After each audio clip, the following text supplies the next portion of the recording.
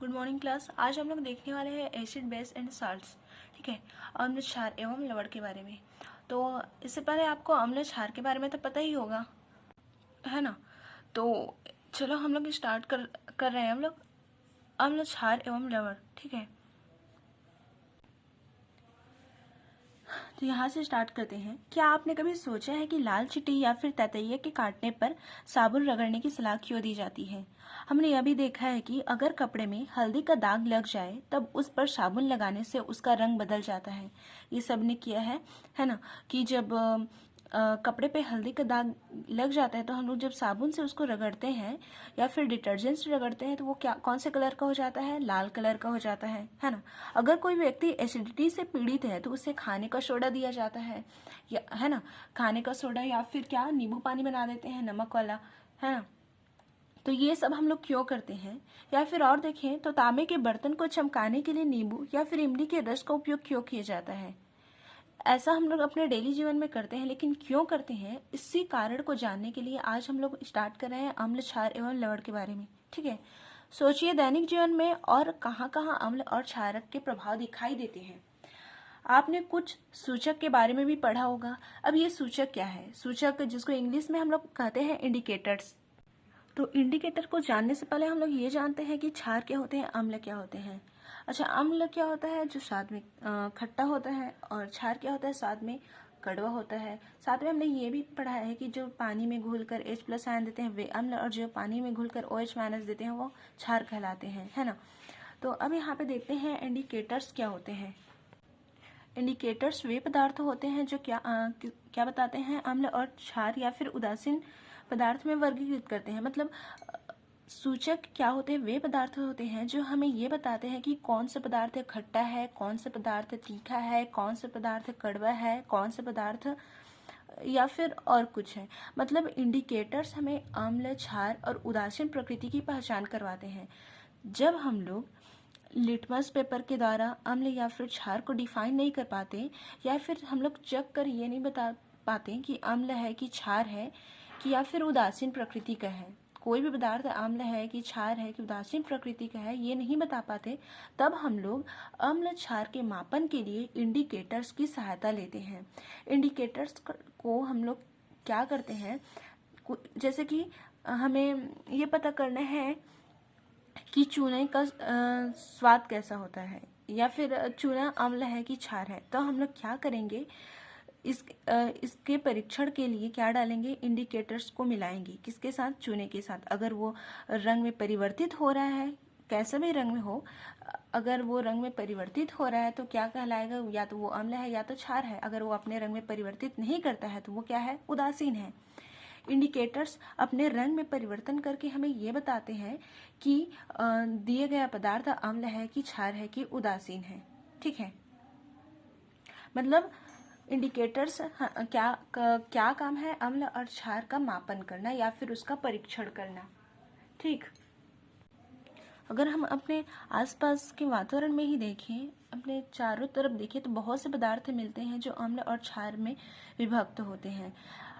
हम ये मतलब चेक कर तो आसानी से बता सकते हैं कि कौन सा अम्ल है, कौन सा क्षार है। जैसे कि यहाँ पे है आपका इमली। इमली क्या है? अम्ल है, ये सबको पता है, पर उसमें अम्ल कौन सा अम्ल है इसको जानना भी जरूरी है ना। हमारे आसपास जो पदार्थ हैं हमें हम लोग ये बता लेंगे कि हाँ कौन सा अम्ल है, कौन सा क्षार है, ये चेक कर, बट हम लोग ये नहीं बता पाते कि उसमें कौन सा अम्ल है या फिर कौन सा क्षार है। तो यहाँ पे इमली में होता है आपका टार्टरिक अम्ल, सेब में होता है मैलिक अम्ल, सिरका में होता है एसिटिक अम्ल, टमाटर में होता है ऑक्जेलिक अम्ल, चूना में होता है कैल्शियम हाइड्रोक्साइड, खाने का सोडा सोडियम हाइड्रोजन कार्बोनेट, प्रति अम्ल मैग्नीशियम हाइड्रोक्साइड, कपड़े धोने का सोडा सोडियम कार्बोनेट। इन सबको याद करना है आपको, किस में कौन सा अम्ल होता है। खासकर ये ज़्यादा इंपॉर्टेंट है कि इमली में कौन सा अम्ल होता है, सेब में कौन सा अम्ल होता है, सिरका में कौन सा अम्ल होता है, ये सब। साथ में यहाँ पे नींबू के बारे में नहीं दिया है। नींबू या फिर संतरा, इसमें होता है आपका सिट्रिक अम्ल। ठीक है, लेमन जिसको बोलते हैं, लेमन में कौन सा अम्ल होता है? सिट्रिक अम्ल। यहाँ पे इन सबको याद करना है। ठीक है, अब यहाँ पे देखो आप लोग क्षार और क्षारक दिया है, तो देखो क्षार को हम लोग दो भाग में बांटते हैं। ठीक है, क्षार को हम लोग दो भाग में बांटते हैं, एल्कली और क्षारक। तो एल्कली क्या होता है? वे क्षारक जो पानी में घुलनशील होते हैं एल्कली कहलाते हैं। ठीक है, वे क्षारक जो पानी में घुलनशील होंगे क्या कहलाएंगे? एल्कली कहलाएंगे। जैसे कि हो गया, उदाहरण में देखें तो लिथियम, सोडियम आदि आदि। ठीक है, लिथियम, सोडियम, पोटेशियम, ये सभी। और क्षारक क्या होते हैं? वे क्षारक जो पानी में अघुलनशील होते हैं वो क्या कहलाएंगे? आपके क्षारक। जैसे कि कास्टिक सोडा हो गया, सल्फ्यूरिक अम्ल हो गया, ये सब। ठीक है, एल्कली क्या होंगे? उसमें वे क्षार आएंगे जो पानी में घुलनशील। और क्षारक क्या होते हैं? बेशेष क्या होते हैं? जो पानी में अघुलनशील होते हैं। ये दोनों ही क्षारक हैं, लेकिन ये घुलनशील और ये अघुलनशील। ठीक, तो ये हो गया क्षार और क्षारक में अंतर। क्षार को हम लोग दो भाग में बांटते हैं, एल्कली और क्षारक में। ठीक, अब देखते हैं हम लोग अम्ल और क्षार की पहचान कैसे करेंगे। हाँ, लिटमस पेपर के बारे में तो सबको पता ही होगा, है ना। देखो, लिटमस पेपर क्या होता है? हमें अम्ल और क्षार की पहचान कराता है ना, कि कौन सा पदार्थ अम्ल है कि कौन सा पदार्थ क्षार है। आप जानते हैं कि अम्ल की उपस्थिति में नीला लिटमस क्या हो जाता है? लाल। और क्षार की उपस्थिति में लाल लिटमस पेपर जो होता है नीला हो जाता है।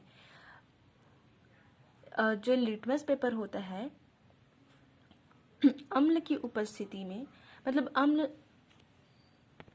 अम्ल नीले लिटमस पेपर को क्या कर देता है? लाल कर देता है। और क्षार लाल लिटमस पेपर को क्या कर देता है? नीला कर देता है।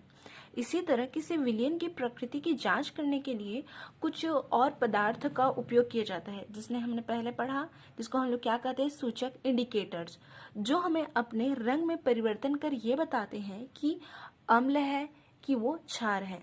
मतलब जो पदार्थ हमें दिया गया है वो अम्ल है कि क्षार है, ये पहचान कराने में कौन मदद करते हैं? इंडिकेटर्स।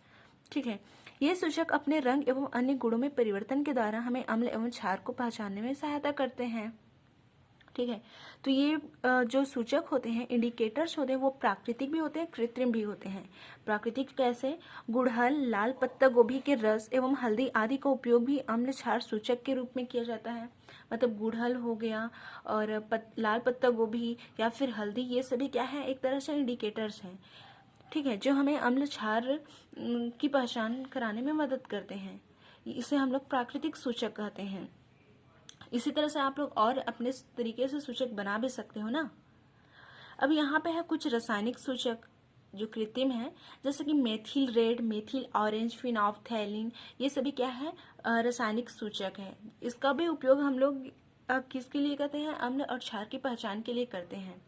ठीक है, अब इस एक क्रियाकलाप करते हैं, तो चलिए क्रियाकलाप को हम लोग देखते हैं। इंडिकेटर्स के बारे में जानने के लिए हम लोग एक क्रियाकलाप करने वाले हैं, जिसके लिए हमें 3 स्लाइड चाहिए। स्लाइड क्या होता है? कांच की आयताकार पतली सी पट्टी होती है।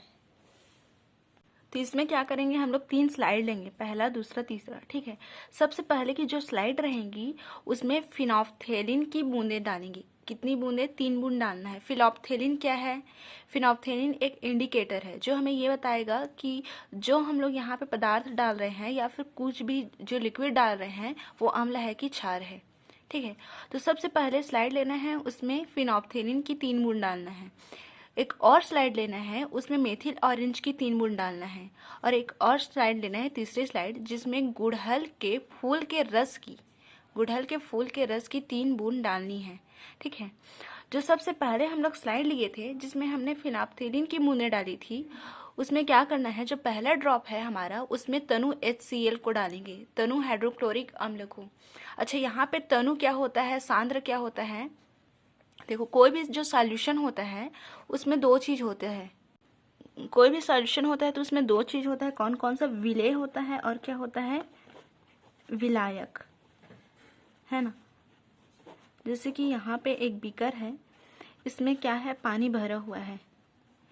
इसमें मैं अगर NaCl डाल रही हूँ तो यहाँ पे जो पानी है वो क्या है? विलायक है। और NaCl क्या है? ये क्या है? विलेय है। ठीक है, तो जब किसी भी विलयन में विलेय की मात्रा अधिक होगी, ठीक है, किसी भी विलयन में जब विलेय की मात्रा अधिक होगी तो वो कौन सा विलयन कहलाएगा?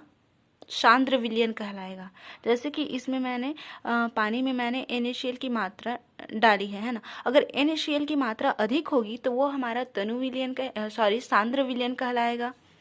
और वह विलयन जिसमें विलायक की मात्रा अधिक होती है वो कहलाता है हमारा तनु विलयन। मतलब NaCl को बहुत ही सूक्ष्म मात्रा में डाला है और पानी क्या है, पानी की मात्रा इसमें अधिक है, तो वो कौन सा विलयन कहलाएगा, तनु विलयन। ठीक है, तनु विलयन में विलायक की मात्रा अधिक होती है और सांद्र विलयन में विलेय की मात्रा अधिक होती है। तनु विलयन में विलायक की मात्रा अधिक होगी और जो सांद्र विलयन होगा उसमें विलेय की मात्रा अधिक होगी। विलेय क्या होता है, जो हम लोग डालते हैं, जैसे कि शक्कर हो गया, नमक हो गया, ये सभी विलेय कहलाएंगे। और जो विलायक क्या होता है, पानी, मान लेते हैं पानी हमेशा सार्वत्रिक विलायक होता है, पर कुछ केस में पानी घोलने का काम नहीं करता है ना। तो यहाँ पे हमने जो पहला ड्रॉप है उसमें क्या डाला है, तनु HCl। तनु है, इसका मतलब क्या है, इसमें विलायक की मात्रा अधिक है। ठीक है, तो इसमें सबसे पहले में हम लोग डालेंगे तनु HCl की बूंद, और जो दूसरा ड्रॉप है उसमें क्या डालेंगे, तनु NaOH। ठीक है, इसमें क्या डालना है हमें, NaOH। पहले में क्या डालना है, सभी में वैसे ही करना है। पहले में क्या डालना है, HCl, तनु HCl, और दूसरे ड्रॉप में क्या डालना है, NaOH। इसमें भी वैसे ही करना है। पहले में क्या डालना है, तनु HCl, और दूसरे में क्या डालना है, तनु NaOH। ठीक है, अब इस प्रकार इसमें हम लोग डालेंगे। जब फिनोप्थेलिन में तनु HCl को डालते हैं तो उसमें उसका रंग क्या होता है, और दूसरा जो ड्रॉप है हमारा, तो अब जब फिनोप्थेलिन में NaOH को, तनु NaOH को डालते हैं तब उसमें कौन सा रंग होता है, इसको देखते हैं। जब फिनोप्थेलिन में HCl को डालेंगे तो ये क्या रहेगा, रंगहीन हो जाएगा। और जब फिनोप्थेलिन में NaOH को डालेंगे तब वो कौन से रंग का हो जाएगा, पिंक रंग का हो जाएगा। ठीक है, जब फिनोप्थेलिन में NaOH को डालेंगे तब वो कौन से रंग का हो जाएगा, पिंक हो जाएगा। और ये पिंक है ना, और HCl को डालेंगे तो वो कौन सा रहेगा, रंग का होगा, वो रंगहीन होगा। ठीक है, अब मेथिल ऑरेंज में जब हम लोग तनु HCl को डालेंगे, मेथिल ऑरेंज में तनु HCl को डालेंगे तो वो कौन से रंग का हो जाएगा, रेड। ये है आपका रेड। और जब मेथिल ऑरेंज में NaOH को डालेंगे, ये है आपका NaOH।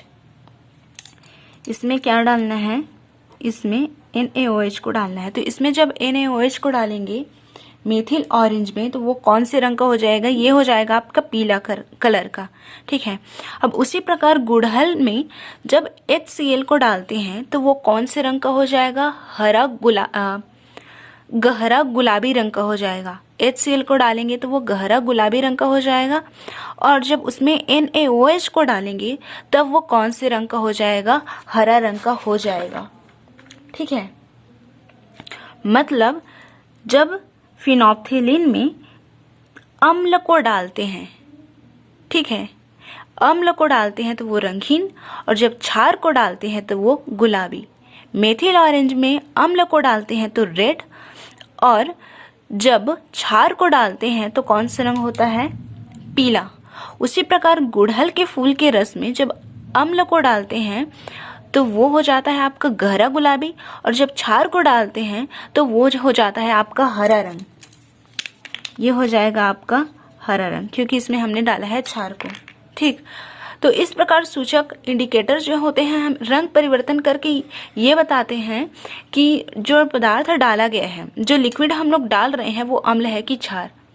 ठीक है, जो लिक्विड हम लोग डाल रहे हैं वो अम्ल है कि क्षार, ये बताते हैं इंडिकेटर्स। तो यहाँ पर कुछ क्वेश्चन है जो क्रियाकलाप के द्वारा हमें सॉल्व करना है। तो फिनोप्थेलिन का जो वास्तविक रंग होता है वो क्या होता है, रंगहीन होता है। ठीक है, फिनोप्थेलिन का वास्तविक रंग क्या होता है, यहाँ पे लिखिए आप लोग, रंगहीन। मेथिल ऑरेंज का जो वास्तविक रंग होता है, जो मतलब देखने में हमें दिखाई देगा, वो रंग है नारंगी रंग। ठीक है, और गुड़हल के फूल का जो रस है उसका वो कौन से रंग का होगा, वो गुलाबी रंग का होगा। ठीक, अब हमें ये बताना है कि जब फिनोप्थेलिन में हम लोग हाइड्रोक्लोरिक अम्ल को डालेंगे तब वो कौन से रंग का होगा। जब फिनोप्थेलिन में हम लोग तनु हाइड्रोक्लोरिक अम्ल को डालेंगे तब वो क्या हो जाएगा, रंगहीन हो जाएगा। ठीक है, पहले भी वो रंगहीन ही था, लेकिन जब तनु हाइड्रोक्लोरिक अम्ल को डालेंगे तो वो कौन से रंग का हो जाएगा, रंगहीन ही रहेगा। उसके बाद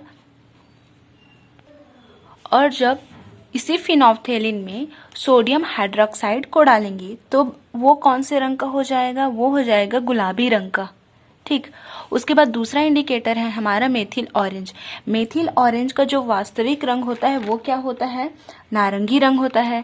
जब मेथिल ऑरेंज में हम लोग तनु हाइड्रोक्लोरिक अम्ल को डालेंगे, मतलब जब अम्ल को इसमें डालेंगे, किसमें, मेथिल ऑरेंज में, तो वो कौन से रंग का हो जाएगा, वो रेड कलर मतलब लाल रंग का हो जाएगा। और मेथिल ऑरेंज में जब हम लोग तनु हाइड्रोक्साइड को डालेंगे, मतलब सोडियम हाइड्रोक्साइड को डालेंगे, तब वो कौन से रंग का हो जाएगा, मेथिल ऑरेंज जो है येलो रंग का हो जाएगा, मतलब पीला रंग का हो जाएगा। ठीक, और उसके बाद क्या है, गुलाब के फूल, मतलब जो गुड़हल का जो फूल होता है, मतलब जिसको हम लोग नॉर्मल भाषा में क्या बोलते हैं, मंदार बोलते हैं, तो गुड़हल के फूल का जो रस है वो कौन से रंग का होता है, वो गुलाबी रंग का होता है। और जब गुड़हल के फूल में हम लोग हाइड्रोक्लोरिक अम्ल डालेंगे तो वो कौन से रंग का हो जाएगा, वो गहरा गुलाबी रंग का हो जाएगा।